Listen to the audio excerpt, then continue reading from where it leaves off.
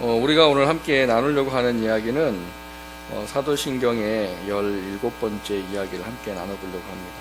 이 사도신경에서 우리가 오늘 나누려고 하는 이야기는 나는 죄 사하여 주십니다 하는 겁니다. 신앙생활하면서 우리가 죽을 때까지 놓치지 않아야 할 큰 주제가 있다고 한다면 이 죄의 문제입니다. 어떤 분들은 예수님의 그 십자가의 대속의 능력은 대단해서 앞으로 지을 죄까지 이미 다 사해 놓으신 거라 이제 나는 죄랑은 상관이 없기 때문에 회개할 필요가 없다, 이렇게 말하는 분들이 계세요. 그래서 그분들은 자기가 죄를 지어도 자기가 짓는 게 아니고 자기 안에 죄가 짓는 거기 때문에 자기랑은 상관이 없다고 말합니다. 그분들의 이야기가 어떻게 보면은 참 달콤해 보입니다. 제가 그런 분을 한번 만난 적이 있어요. 근데 그분이 그런 얘기를 하더라고요. 자기도 합동 측에서 오랫동안 신앙생활을 집사로 10몇 년을 해왔는데 이걸 접하고 나서는 자기가 정말 10몇 년 동안은 속았다고 생각했다라고 얘기를 하시더라고요. 자기는 합동 측에서 신앙생활 할 때는 늘 이 죄의 문제 때문에 너무 마음이 무거웠다는 거예요. 하나님 말씀대로 살지 못하는 것 때문에 무겁고, 또 그 죄를 회개해도 또 어떤 그 들려지는 짐 때문에 무겁고, 근데 이거를 접하고 이 새로운 걸 접하고 나니까 너무 자유하더라는 거예요. 왜냐하면 예수님의 보혈의 능력이 대단해서 앞으로 지을 죄까지 다 용서해 놓으셨기 때문에 나는 이제 죄에서 자유하면 된다는 거예요. 그래서 이 죄를 자유함을 얻었기 때문에 나는 더 이상은 죄와 나와 상관이 없기 때문에 회개하면 안 된다는 게 자기에게 너무나 큰 은혜였다고 그런 얘기를 하시더라고요. 그래서 저는 그분하고 더 이상 이야기를 하진 않았습니다. 왜냐하면 저희와는 다른 어떤 신앙을 가진 그런 분이기 때문에 더 이상 그분과는 이야기를 하지 않았어요. 오늘 우리가 함께 나누려고 하는 것은 죄가 뭔지, 또 죄에 대해서 하나님의 생각과 나의 생각이 같은지, 그리고 죄라는 것 속에 우리가 어떠한 이 삶의 은혜를 누려야 하는지, 그런 부분들을 좀 함께 나눠보려고 하는 것입니다. 그것이 우리가 사도신경을 고백할 때 죄 사함을 날마다 고백하는 이유예요. 만약에 죄를 사할 필요가 없고 용서할 필요가 없고 하나님께 사함받을 필요가 없다면 우리는 사도신경을 고백할 때 죄를 사하여 주심을 믿사옵이라는 이야기를 할 필요가 없습니다. 그런데 우리가 사도신경을 할 때마다 이 고백을 하는 것은 우리는 죄의 문제로부터 자유할 수 없다라는 것이 우리가 분명하게 깨달아 알아야 되는 문제요. 또 그 죄의 문제를 우리가 하나님 앞에 갈 때까지는 이 죄를 반드시 어떻게든 해결해야 되는 그 중요한 성경의 가르침들을 우리가 밝히 보고 알아야 할 것입니다. 오늘 말씀을 통해서 하나님이 죄를 어떻게 여기시고 또 나는 그 죄를 어떻게 생각하고 어떻게 대할 때 내가 하나님께서 원하시는 것 앞에 합당할 것인가, 그것을 함께 돌아보게 되기를 주님의 이름으로 축원합니다. 그리고 그걸 통해서 내가 정말 죄로부터 자유함의 은혜가 무엇인지를 다시 한번 바라볼 수 있게 되기를 주님의 이름으로 축원합니다. 첫 번째 함께 나누려고 하는 것은 죄에 대한 하나님의 생각과 우리의 생각이에요. 죄라는 문제를 놓고 보면은요, 하나님이 생각하고 하나님께서 말씀하시고 우리에게 주시는 죄에 대한 것들과 우리가 생각하고 우리가 알고 있고 우리가 바라보고 그 죄에 대해서 느끼는 것과 다른 부분을 가지고 있을 때가 적지 않게 많습니다. 어떤 부분에서 그런가 하면 죄에 대해서 우리가 먼저 오늘 본문 속에서 살펴볼 수 있는 것은 무엇인가 하면 하나님이 정죄를 하시는 이유가 우리가 생각하는 것과 다를 부분을 가질 때가 있다. 예전에 그런 이야기를 들었습니다. 선배되는 목사님께서 요즘에는 회개를 선포하는 설교가 교회 가운데 점점 없어집니다 라는 이야기를 들어요. 왜 회개에 대한 선포가 없어지는가 하면 회개를 선포를 하면 사람들이 그런데요, 흥, 치, 뿡 이러고 나간대. 어딜 나간대? 다른 교회로.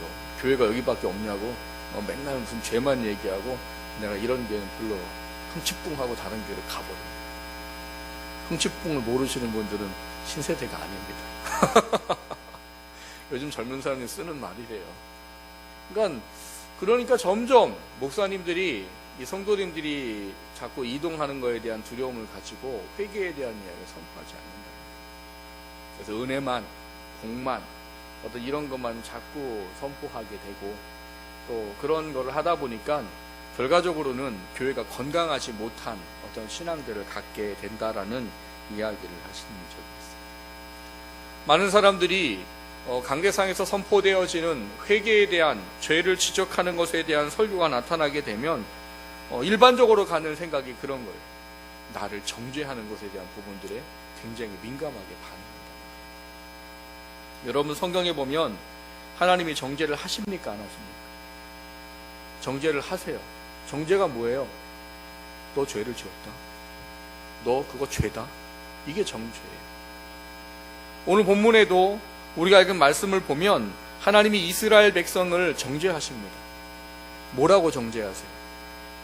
너희들이 종교적인 행위는 하는데 야, 너희들은 나를 믿는 게 아니야.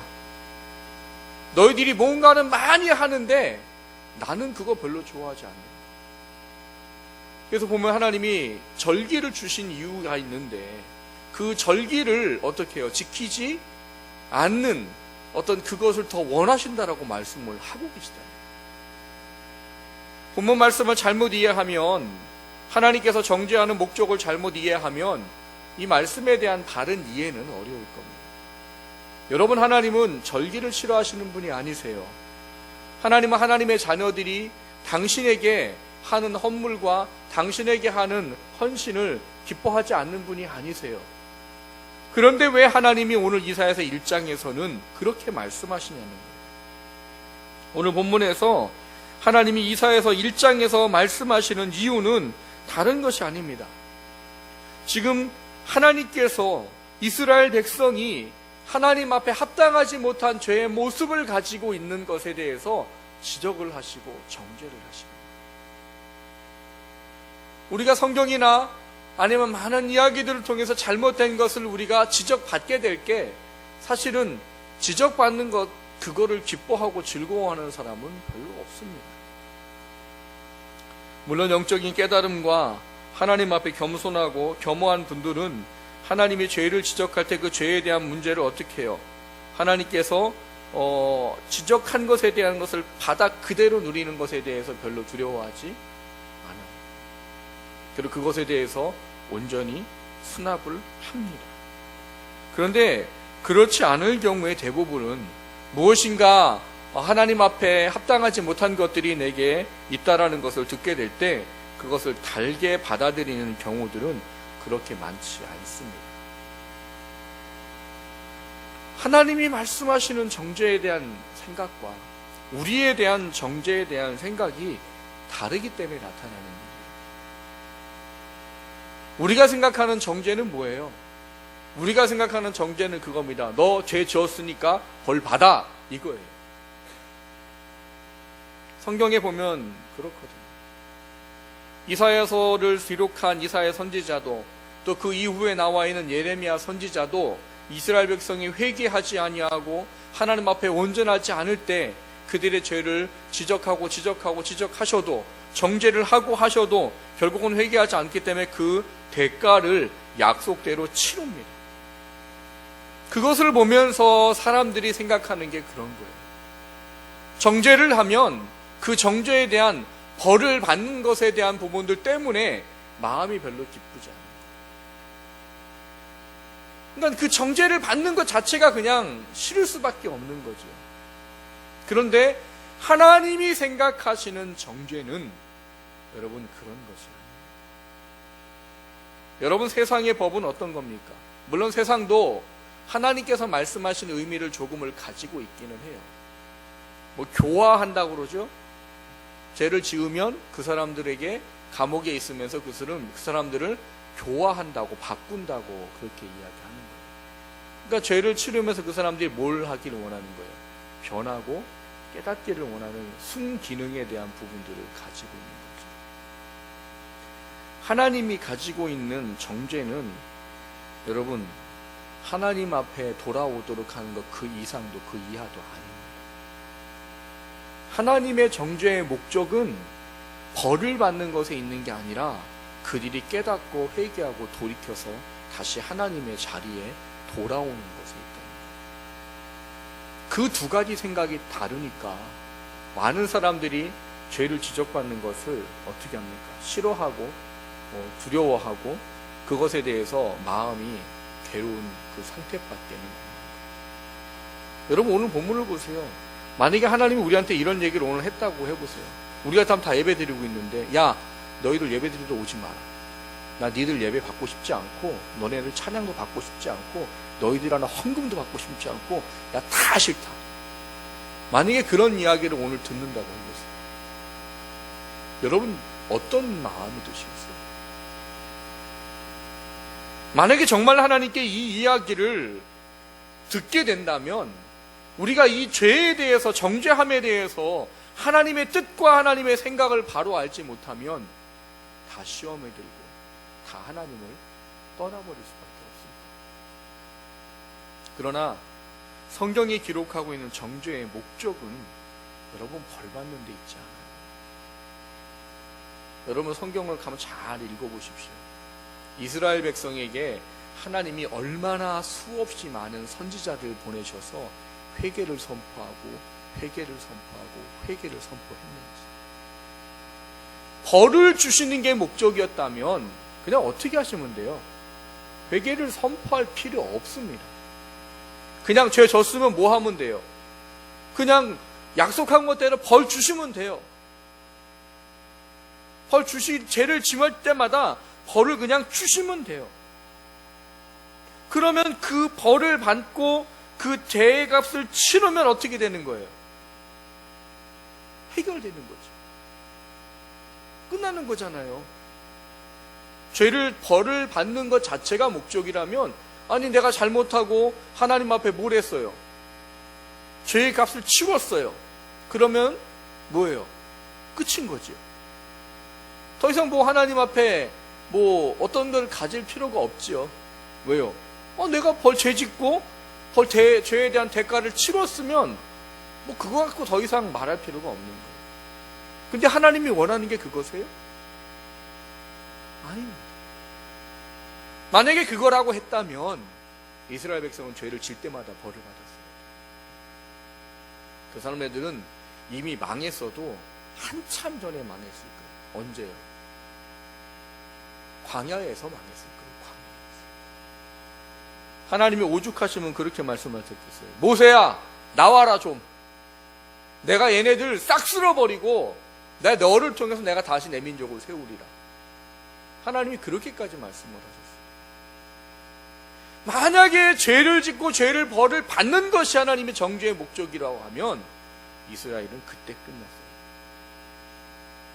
하나님이 원하는 것이 하나님의 말씀에 순종하는 어떤 기계적인 사람들을 원하는 것이었다면 이스라엘은 하나님의 백성이 될 수 없었을 거예요. 그걸 지금 그대로 우리한테 옮겨와 보십시오. 우리도 마찬가지. 여러분, 하루에 얼마나 많은 죄를 짓고 사십니까? 죄를 안 짓고 사시는 분 계실까요? 그렇다면 하나님이 정죄하고 그 값을 치르는, 하나님 말씀에 합당하지 못한 것을 값을 치르는 것이 목적이라고 한다면 우리도 이전에 아마 끝났을 거예요.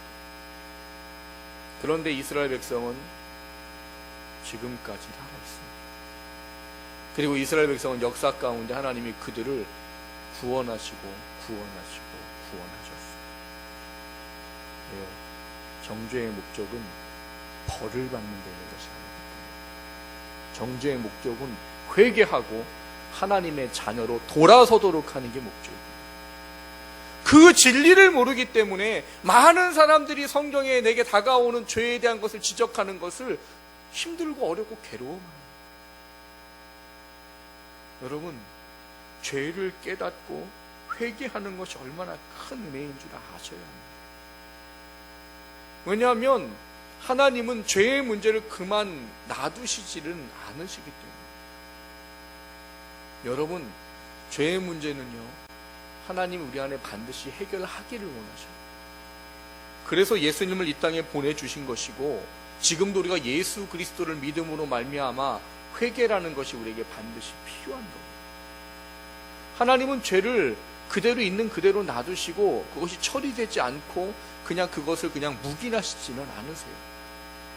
왜냐하면 그분은 공의하신 분이시기 때문에 사랑에 한이 없으셔도 죄의 문제는 반드시 하나님 뜻 안에서 처리가 되어져요. 그렇다고 해서 그것이 하나님께서 죄의 문제를 해결하고자 하는 목적이, 정죄를 하심으로 말미암아 원하시는 목적이 우리가 죄의 값을 치르는 것이라고 생각하면 잘못이에요. 오늘 본문에 하나님이 그들의 죄에 대한 이야기를 수없이 말씀하십니다. 야, 너네들의 재물이 뭐냐? 순양의 번제와 살찐 짐승의 기름에 배불렀고 나는 수송아지를 어린 양의 소염소의 피를 기뻐하지 않는다. 너희들은 내 마당만 밟는 것뿐이다. 야야, 분양하지 말아라. 헛된 점을 가져오지 말아라. 월삭과 안식일과 대회를 모이는 것 하지 말아라. 하나님이 그들의 죄를 정죄하셨어요. 14절에 보면 그렇게 말씀하십니다. 내 마음이 너희의 월삭과 정한 절기를 싫어하나니 그것이 내게 무거운 짐이라 내가 지기에 곤비하였느니라 라고 말씀하셨어요. 근데 정죄가 벌받는 것이 목적이라고 했다면 여러분, 그 뒤에 성경은 기록하실 필요가 없습니다. 하나님이 그렇게 그들에 대한 정죄에 대한 부분들을 하시고 나서 뭘 하십니까? 회개하래요. 16절, 17절을 보면 회개하래요. 여기 나와 있는 말씀에 뭐라고 말씀합니까? 스스로 씻으며 스스로 깨끗하게 해서 내 목전에서, 하나님 앞에서 너희 악한 행실을 버리고 악행을 그쳐나라고. 그리고 선행을 배우고 정의를 구하고 학대받는 자를 도와주고 고아를 신원하고 과부를 위하여 변호해라 이렇게 말해요. 이 말씀을 사람들이 표면적으로 잘못 이해합니다. 그냥 착한 일을 하라는 거예요. 이거 그 말씀이 아니에요. 하나님 말씀에 순종하라는 이야기예요. 하나님 말씀에 순종하는 것을 이것으로 행하라고 예를 들어 놓으신 것이지, 그것을 착한 일을 하면 하나님이 날 용서하신다는 이야기가 아닙니다. 16절, 17절의 이야기는 결국 뭐예요? 너가 내가 택한 백성이라면, 너가 내 자녀라면 지금 너가 자녀로 합당하지 못하고 있는 거 그거 버리고 돌아와. 다시 내 자녀의 삶으로 돌아와. 그것에 대해서 하나님께서 약속하시는 게 뭐예요? 18절 우리가 잘 알고 있는 말씀이잖아요. 오라, 우리가 서로 변론하자. 뭘 변론하자는 거예요? 야, 너희들은 죄가 가득했어. 너희들은 죄의 대가를 치러야 해. 그런데 회개하면 와, 내가 변론할 거야. 뭐라고요? 너희 죄가 주홍 같을지라도 눈과 같이 휘어질 것이요 진홍같이 붉을지라도 양털같이 되게 해주리라 라고 말씀을 하시고 계십니다. 우리가 가지고 있어야 될 죄에 대한 개념이, 이것을 깨닫지 못하면 우리는 회개라는 것도, 하나님의 정죄하심도, 우리가 죄라는 문제를 앞으로 어떻게 처리해 나가야 할지, 그것이 바른지를 우리는 깨달아 할 수 없다는 겁니다. 죄를 사하여 주심을 믿습니다라고 말하는 이 사도신경의 고백의 이야기는 결국 뭐예요? 내가 하나님 앞에 다시 돌아가기를 원합니다. 내가 하나님의 뜻 안에 다시 서기를 원합니다. 내가 하나님께서 원하는 것 앞에 죄사함 받고 거룩한 백성으로 다시 세워지기를 원합니다를 이야기하는 거예요. 그것이지 단지 내가 뭐 죄진 거 해결받고 마음 편하고 내 마음에 그냥 홀가분하고 그런 이야기가 아닙니다. 많은 사람들이 이 문제를, 죄에 대한 하나님의 뜻을 잘 분별하지 못해서 우리가 보여지는 것에만 자꾸 신경과 마음을 쓰고 그것에 모든 것을 초점하는 경우가 많습니다. 여러분, 죄의 문제는 제가 설교 첫 때 그렇게 말씀드렸습니다. 하나님 앞에 갈 때까지 우리가 끝까지 이것을 붙잡고 가야 될 일이에요. 왜요? 여러분, 아까 그렇게 말씀드렸어요. 어떤 분들은 이 죄사함에 대한 문제를 이미 예수님의 보혈의 피가 능력이 대단해서 앞으로 지을 죄까지 해결해 오신 거기 때문에 나는 더 이상 해결할 필요가 없다고. 그러면 하나님이 왜 회개하라는 이야기를 하시냐는 거예요. 그리고 회개의 목적은 하나님의 말씀에 합당한 삶을 사는 하나님의 자녀로 살도록 하기 위한 것이지 단지 죄의 값을 해결하는 게 아니에요. 그 사람들은 그냥 죄의 짐으로부터만 벗어나고 싶은 거예요. 그러니까 홀가분하지요. 왜요? 내가 죄를 져도 나랑 상관이 없다네. 그래 얼마나 좋아요. 내가 죄를 져도 이제 내 책임이 아니고 나랑 상관이 없으니까. 제가 그래서 그분한테 한 번 물어봤어요. 그럼 당신은 살인을 해도 당신은 상관이 없겠네요. 그랬더니 네, 저랑은 상관이 없습니다. 제가 참 경악을 했어요. 자기하고는 상관이 없대. 이미 죄의 문제는 예수님의 십자가 보혈이 다 해결했기 때문에. 그분들을 우리가 옳지 않다라고 말하는 이유는 그들의 이야기가 성경적이지 않기 때문에. 하나님이 원하는 건 그냥 죄를 해결하고 홀가분해지라는 게 아니에요. 하나님의 백성으로 다시 서라는 겁니다. 구원받은 것에 합당한 모습으로 서라는 거예요. 택함받은 자녀의 삶에 온전히 다시 서라고 죄의 문제를 이야기하는 것이고 정죄를 하시는 것이고 그걸 통해서 돌아서지 않으면 그들을 매를 들어서 때리기까지 해서 다시 깨닫고 돌아오도록 하는 거예요. 여러분 뭐라고 말씀하셨습니까? 만약에 하나님이 너희들을 징계하지 않는다면 너희들은 뭐래요? 사생자요 하나님의 자녀가 아니니라라고 말해요. 그 뭐라고 말합니까? 하물며 육신의 아비도 너희들을 징계하거늘 하늘에 계신 하나님이 너희들을 징계하지 않으실까 보냐 이렇게 말씀하세요. 그 이유는 하나예요. 하나님의 백성과 자녀대로 살라는 거예요. 왜요? 그게 정말 우리를 위한 거기 때문에. 우리가 하나님 앞에 인정받고 우리가 하나님 앞에 온전히 서는 가장 중요한 문제는 하나님의 말씀 앞에 설 때예요. 그분의 뜻대로 살아갈 때 우리가 하나님의 그 순종함으로 말미암는 열매가 마지막 주님 앞에 섰을 때 우리에게 주어지는 상급이기 때문에. 죄에 대한 문제는 그것 때문에 하나님께서 말씀하는 것이지 여러분 우리를 대가를 치르고 죄 때문에 무서워가지고 벌벌벌 떨고 그렇게 살라고 하시는 이야기가 아니에요. 그렇게 생각하게 될 때 우리가 중요하게 여겨야 할 건 뭐겠습니까? 죄의 문제는 반드시 해결해야 한다는 거예요. 내 죄의 문제는 다른 거로 해결할 수 없습니다. 여러분 내가 하나님 앞에 해결할 죄가 있는데 내가 열심히 교회에서 봉사한다고 그 문제가 해결됩니까? 내가 헌금을 많이 한다고 해결돼요? 내가 예배를 많이 드린다고 내 죄의 문제가 해결됩니까? 해결되지 않아요. 왜? 하나님은 그 죄의 문제부터 자유하도록 회개하라고 말씀하시는 거기 때문에 내가 가지고 있는 죄의 문제는 해결을 해야 됩니다. 회개할 것은 회개하고 돌이킬 것은 돌이켜야 한다. 그것 외에는 죄의 문제가 해결받을 수 있는 길이 없어요. 만약에 내가 지은 죄에 대한 문제를 다른 걸 해결할 수 있다면 이사야서 1장에는 오늘 본문은 성경에 있을 필요가 없는 거지. 왜요? 얼마나 많이 드렸어요 이 사람들. 얼마나 많이 예배했어요.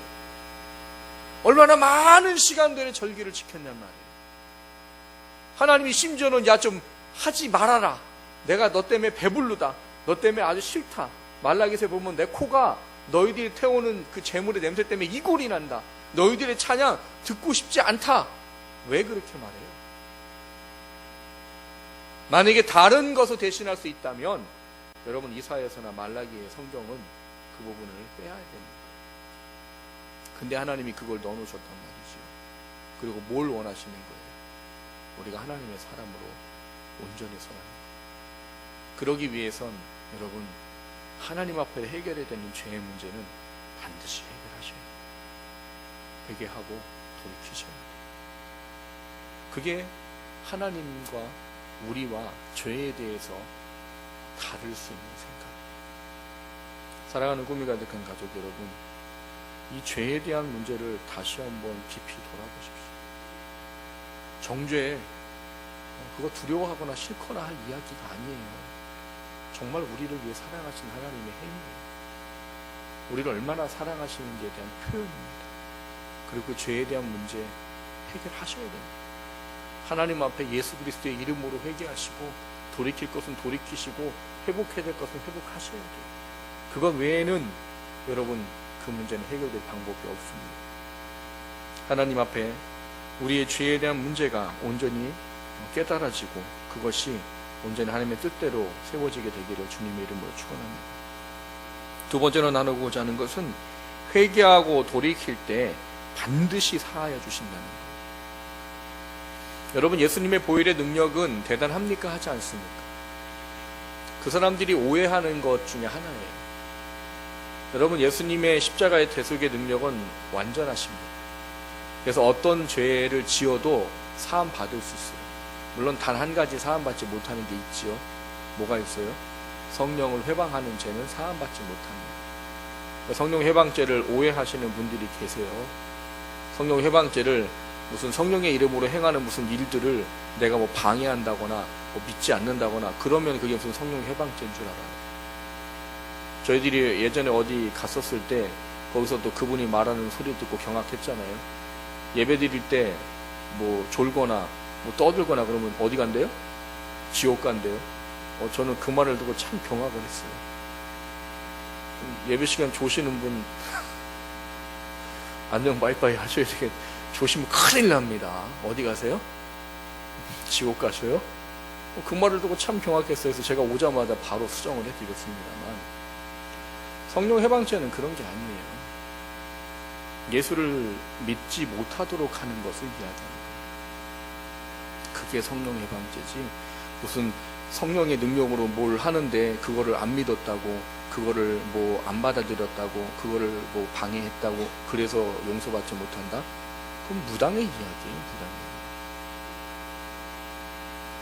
중요한 것은 예수님의 보혈의 능력이 완전하다라고 말하는 것은 그런 의미라는 겁니다. 뭐냐하면 어떤 거든지 우리가 죄를 범했을 때 하나님 앞에 그 죄의 문제를 가지고 나와서 통회하고 자복하고 회개하는 건 어떤 거든지 하나님께서 사하여 주신다. 오늘 본문이 우리에게 가르쳐주고 있는 것이 그겁니다. 오늘 본문의 18절 우리가 잘 알고 있는 말씀에 보면 특별히 색깔에 대한 부분을 가지고 우리에게 이야기를 해줍니다. 그게 바로 뭐예요? 진홍과 주홍이라는 색이에요. 요즘처럼 염료의 기술이 발달한 시대에는 여러분 빨간 옷 만들고 붉은 옷 만드는 거 그렇게 어렵지 않아요. 염료에 담가서 기계에 빼서 그냥 말리면 끝이에요. 하루에 엄청나게 많은 붉은색의 이 옷감을 만들어낼 수 있습니다. 그러나 이 이사야 선지자가 활동하던 시기에 진홍색과 주홍색을 만드는 건 굉장히 오랜 시간이에요. 여러분, 우리 민족을 백이민족이라고 그런다잖아요. 우리 민족이 왜 백이민족인 줄 아십니까? 실상은 염료 기술이 발달 못해가지고 색깔 있는 옷을 만들 수 없기 때문이에요.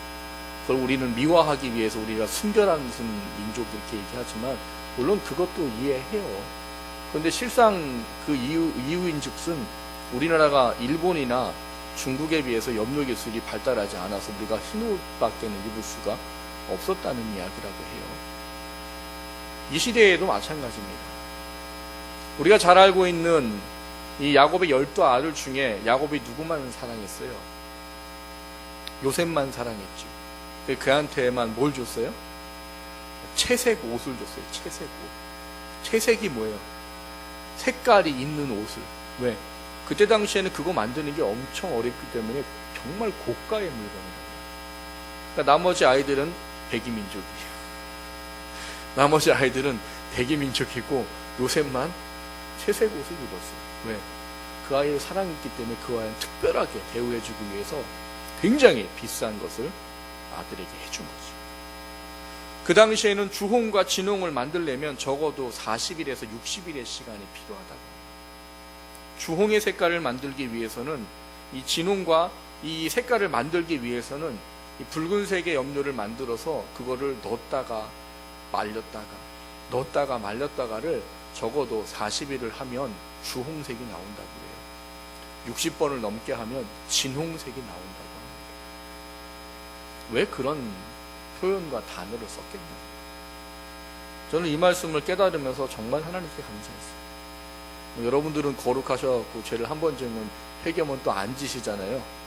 근데 저는 회개하는데 또 져요, 그 죄를. 그 죄를 뭐 50번, 60번을 고사하고 100번도 넘게 지는 것 같아요. 그래서 맨날 짐이 되죠.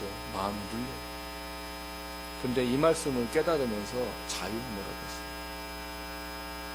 뭐냐 하면 40번, 뭐 50번, 60번 이런 반복되는 죄를 지어서 주홍 같은, 진홍 같은 그런 정말 붉은 죄라고 하더라도 하나님 앞에 와서 회개하면 하나님이 그 죄를 어떻게 하신다고요? 단번에 눈처럼 양털처럼 희게 해주신다. 숫자가 어떻든 하나님은 상관없어요. 옛날에 어떤 그 부흥 강사님이 그런 얘기를 하시더라고요. 사람들은 내가 지은 죄 다른 사람 지은 죄 보면서 나는 몇 개 졌으니까 이 사람은 많이 졌으니까 비교하고 하나님 옆에 나는 조금 덜, 이 사람은 더 많이 이렇게 생각한다고. 근데 그분이 그런 얘기를 하시더라고요. 하나님은 위에서 보셔서 모르신대요. 무슨 얘기예요? 죄를 쌓는데요. 그러니까 3개를 쌓든 100개를 쌓든 하나님 보기엔 그냥 똑같은 죄라는 거예요. 근데 우리는 자꾸 구분한다. 물론 그분이 이해를 돕기 위해서 하신 이야기시겠지만 하나님 앞에 우리가 죄에 대해서 분명히 알아야 할 것 중에 하나는 뭐냐 하면 하나님 앞에 나아가서 회개하는 죄는 그 이전에 수십 번의 수백 번의 죄를 지었다 하더라도 회개하는 그 즉시 하나님이 그의 죄를 단번이 온전하게 희게 사하여 주신다는 이야기.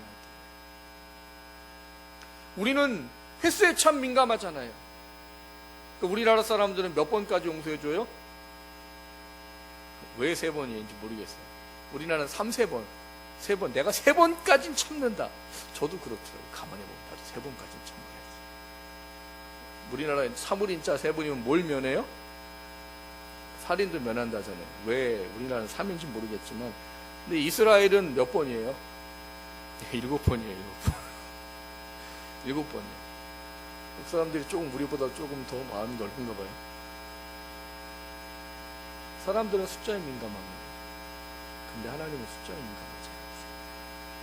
하나님은 참으로 회개하느냐 회개하지 않느냐가 중요해요. 그것 가지고 모든 것을 정리하세요.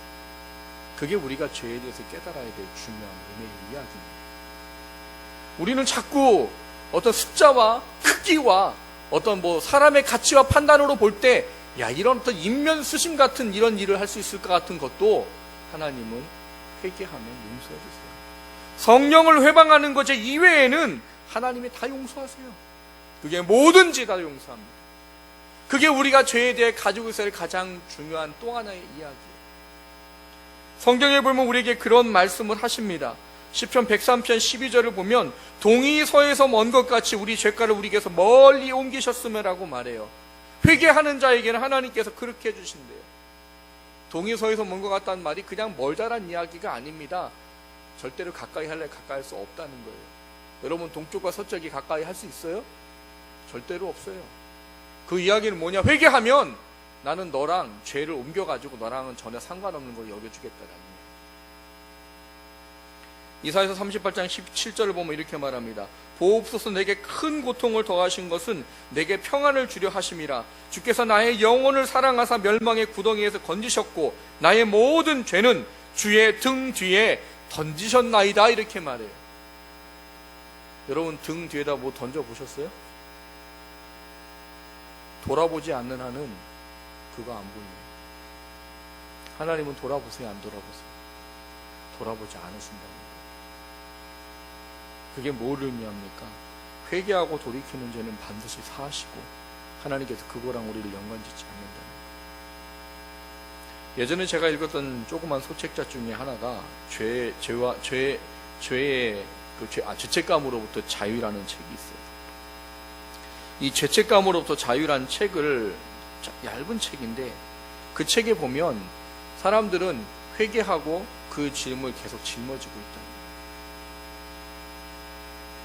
왜요? 회개했는데 우리가 또 짓거든요. 죄를 똑같은 거.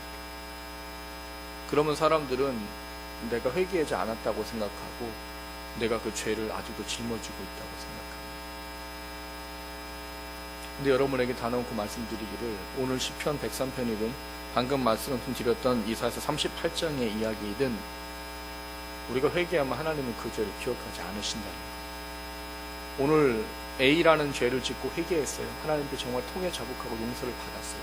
그런데 한 3시간 있다 또 똑같은 A라는 죄를 지었어요. 이거는 하나님 앞에는 똑같은 죄가 아니란 말이에요. 왜? 이 죄는 이미 등 뒤로 던지셨고 옮겨버리셨기 때문에 하나님 앞에는 없어요. 이거는 뭐예요?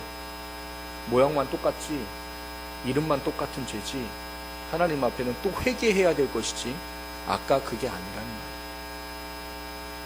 죄사함의 은혜는 그겁니다. 십자가의 대속의 은혜가 왜 완전하다고 말하느냐? 어떤 죄든 사하실 수 없는 것이 없고 예수의 이름으로 회개하는 죄는 하나님이 반드시 용서해 주시기 때문입니다. 그리고 용서받은 것 다시 짊어지지 마세요. 죄책감은 사단이 주는 마음이에요. 죄책은 해결해야 돼요. 내가 죄를 짓고 회개하지 않은 죄의 책임은 해결해야 돼요. 그거는 예수의 이름으로 회개를 하고 돌이키고 회개하고 하나님의 사람으로 다시 돌아와야 되는 거예요. 그 죄책은 반드시 회개해야 되는 거지만 회개하고 난 이후 내 마음속에 있는 감정들은 아무 필요 없는 거예요. 근데 사단은 그걸 자꾸 부추긴단 말이에요. 하나님께 회개하고 용서받았는데도 불구하고 그 죄에 대한 감정들을 자꾸 붙잡고 부여 살게 만들어요. 자유하십시오. 하나님은 용서받은 죄는 다시 기억하지 않으십니다. 그리고 하나님 앞에는 어떠한 죄도 용서받을 수 있다라고 말씀하십니다. 우리가 신앙 고백을 할 때 이 두 가지를 기억하기를 주님의 이름으로 축원합니다. 죄에 대한 생각이 하나님과 나와 다를 때 있다는 것. 하나님이 정죄하시는 이유와 또 하나님께서 그 죄에 대해서 원하시는 목적을 우리가 깨닫지 못하면 안 됩니다. 그것을 깨달으셔야 됩니다. 정죄와 이유의 목적, 우리가 죄사함 받고 회개하는 목적은 하나님의 사람으로 돌아오기 위한 겁니다. 고백을 하실 때 그게 늘 생각나셔야 돼요. 내가 회개하는 이유, 하나님의 백성으로 돌아오기. 하나님이 나를 정죄하시는 이유, 내가 하나님의 백성으로 돌아오도록 하기 위해 다시 은혜의 하나님의 자녀의 삶에 서기를 원합니다. 또 한 가지는 여러분, 회개한 것 하나님 반드시 용서해 주신다는 것. 그리고 그 용서함 속에 하나님의 자유를 누리라고 말씀하십니다. 하나님 용서하지 못할 죄는 없어요. 내가 회개하지 않냐고 수십 번 수백 번을 가지고 있던 죄도 하나님은 단번에 용서하실 수 있으세요. 그 죄를 하나님 앞에 자유함을 얻으시기를 주님의 이름으로 축원합니다. 말씀을 생각하면 같이 기도하겠습니다.